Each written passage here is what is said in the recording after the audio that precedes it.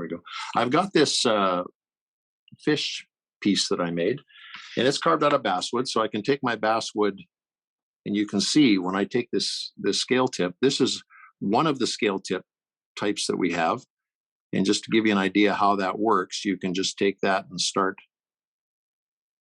You're getting an idea how these scales form. And then when I push this down in here,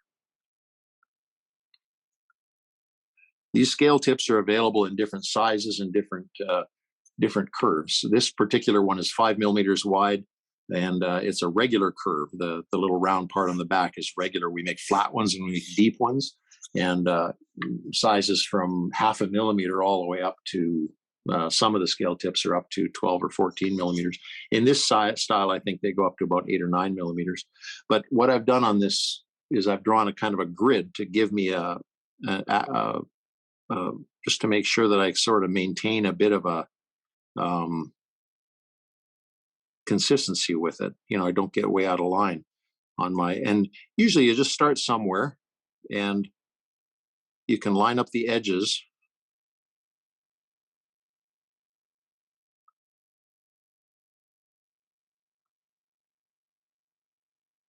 And just keep on pushing in your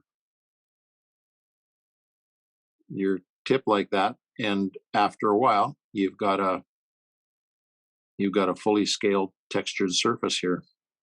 So you can see I've just done a few, but you can see how those, and you kind of go over and you cover the entire area. As you get further back on the fish, sometimes the scale reduce in size, so you may want two or three different sizes of scale tip to cover the entire fish.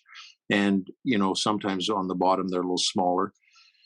This is one style of fish scale tip that we make. The other ones are, I was just going to show you a whole different approach that we have to the scalers. This is a kind of a little sharp hoop that is number 26 scale tips. The first one is on our website. These are the number 22 series. This is a number 26 series. And the way they're used at a lower heat setting. They don't require as much heat because they don't have the big metal thing on the end of them. But I've set this one up. See, they just make a little smile in the wood. And so for these little tiny scales up on the cheek of this fish, what I would do is I would just kind of go along in here, and I would, because the whole idea is you want to create the effect of scales when you paint. When you go to paint this thing, I want some texture. I don't want just a smooth surface. So you can see how those little smiles have been put in. And you can actually, with a tip like this, you can, just by holding it at the right angle, you can make these scales look a little shallower. You can roll it a little bit and make them wider and deeper. So you can actually vary the size of the scales just a little bit. And even on the edges of this, you can make them a little lighter so that they're not as pronounced. You can have a lot more versatility with that.